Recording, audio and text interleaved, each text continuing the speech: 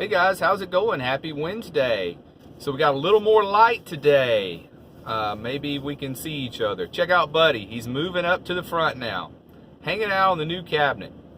So thanks for stopping by, and let's get right into it. Here's why you save money. Let me tell you what happened. My boss calls me this morning, and I knew something was up because he called me on the office phone. He usually always calls me on my cell phone, or he just emails me. I don't even see this guy but 2 or 3 times a year, and we just communicate through email and phone conversations. All right, he's based northeast coast, and I'm actually in his region, which is a strange region. It goes all the way over to Memphis and back up, kind of like a big hockey stick. Anyway, we're talking about business and making sure I got the new van in and got all the documentation done for that. I see everything's cool on that, and we discuss a few other things, and then he says, well, let me tell you what's going on. I said, I knew something was up. I could tell by your voice. He said, well, his days with the company are numbered. And I said, what is going on? Him and the new vice president had a disagreement over a new process that they wanted to implement. And he was trying to point out some of the flaws in that process and try to be constructive, and, but this guy is a total egomaniac, I guess. But anyway, he says ever since that conversation, he's had no contact whatsoever from headquarters, which is in Florida. And he's heard through the grapevine, through other managers, you better prepare yourself, because he's probably going to cut you loose. This is why I feel so bad about this guy. He's still got a daughter that's in college, maybe 2. He's got a mortgage.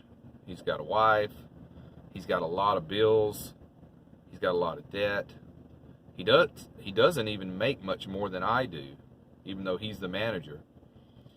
And he has been with this company over 15 years, and I've been there, 14? So they're going to cut him loose, I just know it. But here's why you save money.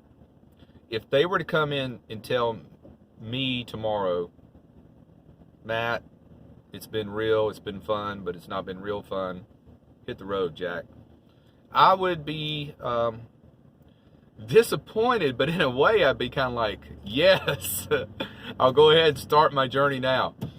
But if they said that to me, I'm well prepared.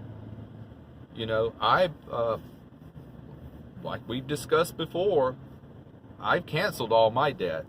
I got on the ball and got serious about it over a year ago. So all that's gone, because one day can change your life. I guarantee you, the day before he had this disagreement with the vice president, he had no clue what tomorrow would bring him. Guarantee you. So hopefully he hangs on, because he needs the job, he needs the money. But you got to prepare, guys. You got to prepare, because it could happen to any of us tomorrow. Could go in and be without a job, cut you loose just like that. So I'm in a pretty good position right now if that was to happen to me. And I just want to encourage anyone who stumbles upon this video, position yourself in such a way that if you were to be jobless, unexpected, you'd be okay for a while. Whether that's a month or a year, somewhere in between there, you've got to have that much savings. Because, this guy now, I wouldn't say he's paycheck to paycheck, but I think he's pretty close to that. Because, it doesn't take an accountant to figure out what his inflow is versus what his outflow is. and it's not much difference between the two. I don't spend money on anything. I mean, I'm wearing the same shirt I wore, in the last video? I've only got, 7 shirts? It's just enough to get me through work, have a wash on the weekends. And, you know, I don't wear expensive clothes. If Target sells it, or if Walmart sells it, or Amazon, I'm good with it. It's fine with me. And I'm saving. I'm preparing for, I don't know what I'm preparing for. I think I mentioned earlier I've become a prepper. You ever heard that term? These people that dig these trenches and all these underground bunkers and stuff and store up canned food. I'm kind of like that without the bunker. I guess this is the Matty bunker, Buddy's bunker. And I also do have a lot of canned food. You know that they have no salt options on canned food now? I didn't know this till a couple months ago. At Kroger, there's the low sodium option where there's no salt added, and the sodium's only like 3% of your daily sodium. Okay, we got off track there. So back to saving money. Anyone who stumbles upon this video, please hear my plea. I'm begging you. That new car that looks and smells so good, don't do it. Don't do it. Please don't do it. Unless you've already positioned yourself where you can go buy cash. Don't finance it. Don't owe anybody anything. There are some exceptions, but make sure it's a very low interest rate and you have a plan to knock it out quickly. And if you do have debt, tackle your highest interest rate debt first. Knock it out quickly. Try to limit, you can spend a lot going through a drive-through. I went through a Sonic the other day to get one of these root beer floats or something like that. And, you do that every now and then, no big deal, but you could drop $10 at a junky fast food, garbage food restaurant. That's unnecessary. Go to the grocery store, get you some rice and beans, and you can eat for a few bucks a day. Little stuff makes a difference. It's not just about expensive car payments. It's everything. Credit card. Have a credit card for an emergency. Yes, but only one. Don't carry a balance on it.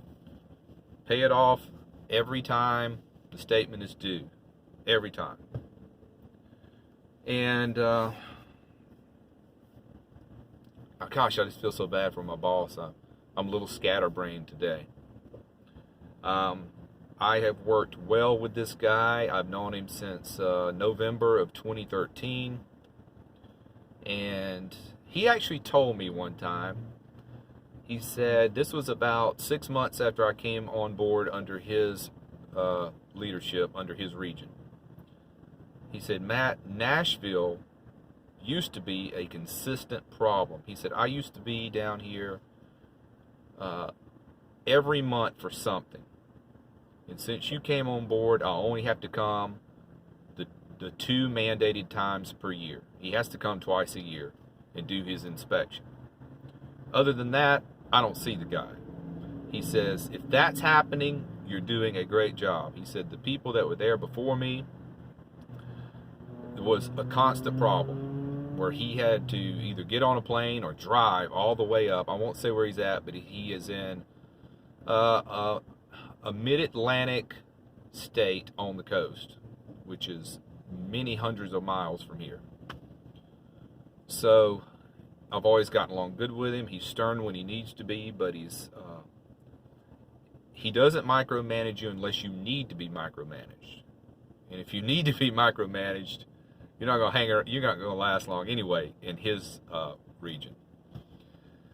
So I just thought I would throw this out this evening, guys. And I don't know if you're dealing with some kind of trying to make a decision on, do I buy this brand new car or do I buy one that's used, that's mechanically sound? It's usually automobiles that get people in trouble. I know it's gotten me in trouble before. My gosh, I have been so stupid with automobiles. Wasted so much money. I try not to think about it too much because it's so saddening. I try to just let bygones be bygones, but still can't help but kick myself thinking the bad money decisions I've made. And rent, mortgage, don't overbuy your house. Everybody knows this stuff. I don't know, but I hope, keep my boss in your thoughts. The guy needs the money. He's got a lot of bills. He has not positioned himself well at all. So, we will end it on that note. And keep a bright outlook, guys. And have a great night. Buddy says, hey, be well and smash that bell. Bye, guys.